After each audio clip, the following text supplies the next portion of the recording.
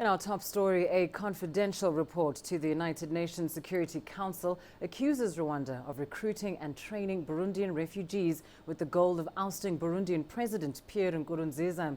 The report contains the strongest testimony yet that Rwanda is meddling in Burundi affairs and comes amid fears that worsening political violence could escalate into mass atrocities. The report cites accounts from several rebel fighters who told the sanctions monitors that the training was done in a forest camp in Rwanda. Rwandan UN Ambassador Eugene Gasana has, however, dismissed the accusations against Kigali contained in the report, saying the findings undermine the credibility of the group of experts responsible for that report. But we're now joined on the line by James Kimonyo, the Rwandan High Commissioner to Kenya. He'll help shed some light on this developing story. So thank you very much for joining us on Africa Live. Firstly, tell us, what is your reaction to these rather serious allegations that Rwanda may have recruited and trained rebels to oust Burundi's president?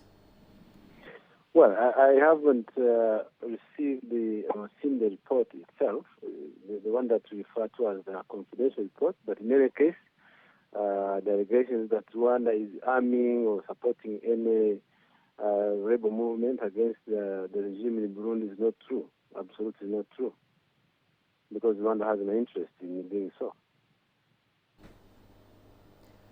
What would you say, however, then, is the motivation for the UN group of experts to implicate Rwanda with such allegations? Well, I think it's not the first time that Rwanda is being accused of all sorts of things that Rwanda has done, be it in Congo, even in Burundi. It's not the first time. Maybe someone should ask them why do they normally, whenever they come up with a report in the region, they have to implicate Rwanda in things that we do not do. Well, Commissioner, does Rwanda plan on challenging this report? What recourse is available right now to Rwanda?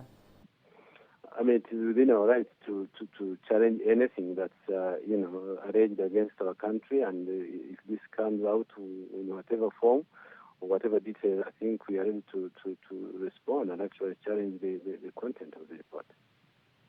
Well, High Commissioner James Kimonyo, thank you so much for your time here on Africa Live. Now, meanwhile, the African Union is scrambling to form a team it can send into Burundi for talks. So far, there's no schedule for when these talks will go ahead. We spoke to CCTV's Gurum Chala a little earlier for more. Burundi may be a tiny country, but it's proving a huge challenge for the African Union.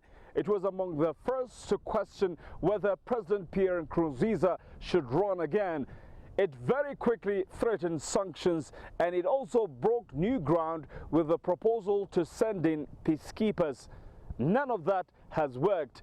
The strategy now to send in a high-level delegation to try and mediate and persuade Nkurunziza to accept troops deployment.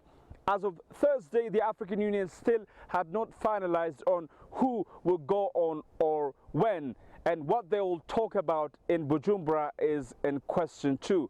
Nkurunziza's government says there is still little to discuss, that their position is clear, and it wants the whole idea of troop deployment formally abandoned. Gurum Chala, CCTV, Addis Ababa, Ethiopia.